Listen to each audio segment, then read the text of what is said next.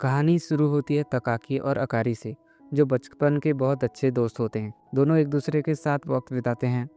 एक दिन अकारी तकाकी से पूछती है, तुम्हें पता है चेरी ब्लॉसम्स किस पेड़ से नीचे गिरते हैं? और फिर खुद ही कहती है 5 सेंटीमीटर्स पर सेकेंड। ये लाइन सिंपल लगती है, लेकिन ये पूरी कहानी का इमोशन बन जाती है। धीरे धीरे उनकी दोस्ती एक साइलेंट प्यार में बदल जाती है। लेकिन फिर एक दिन अकारी की फैमिली दूसरे शहर शिफ्ट हो रही होती है और इसी के साथ उनकी डेली लाइफ ख़त्म हो जाती है।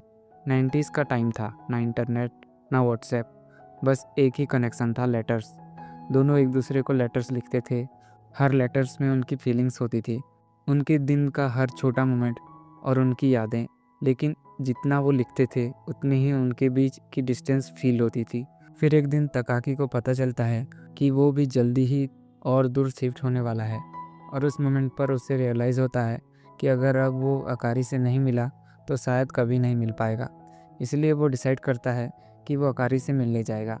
जिस दिन वो निकलता है उस दिन बहुत हैवी स्नोफॉल हो रही होती है। ट्रेन डिले होती रहती है।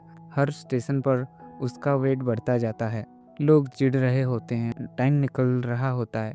लेकिन तकाकी के लिए वो सफ़र सिर्फ एक जर्नी नहीं होती, वो उसके प्यार का टेस्ट था। उसका दिल बस एक ही चीज़ के लिए धड़क रहा होता है, बस एक बार अकारी से मिलना है।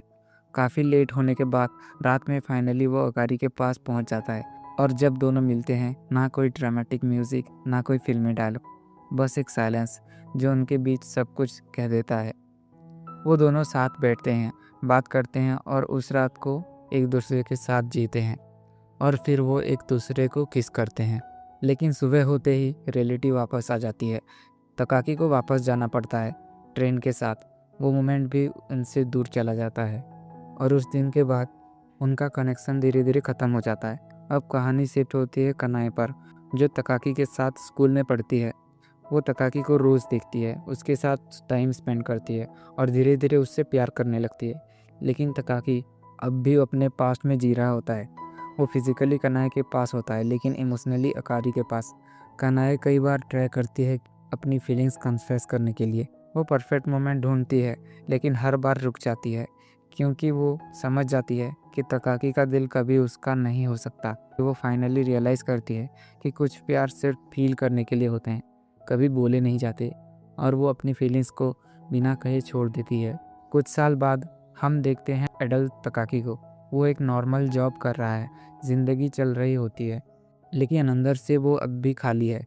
एक दिन तकाकी रेलवे क्रॉसिंग पर खड़ा होता है और सामने एक लड़की खड़ी होती है। एक पल के लिए दोनों एक दूसरे को देखते हैं और उससे फील होता है शायद ये अकारी है। दोनों जैसे एक दूसरे को पहचान लेते हैं। तभी एक ट्रेन उनके बीच से गुजरती है। वो मोमेंट रुक जाता है, और जब ट्रेन चली जाती है वो लड़की वहाँ नहीं होती, और तकाकी बस वहीं रह जाता है अकेला। इस बार वो पीछे मुड़कर नहीं देखता, वो बस आगे चल पड़ता है। और इसी के साथ ये मूवी एंड हो जाती है।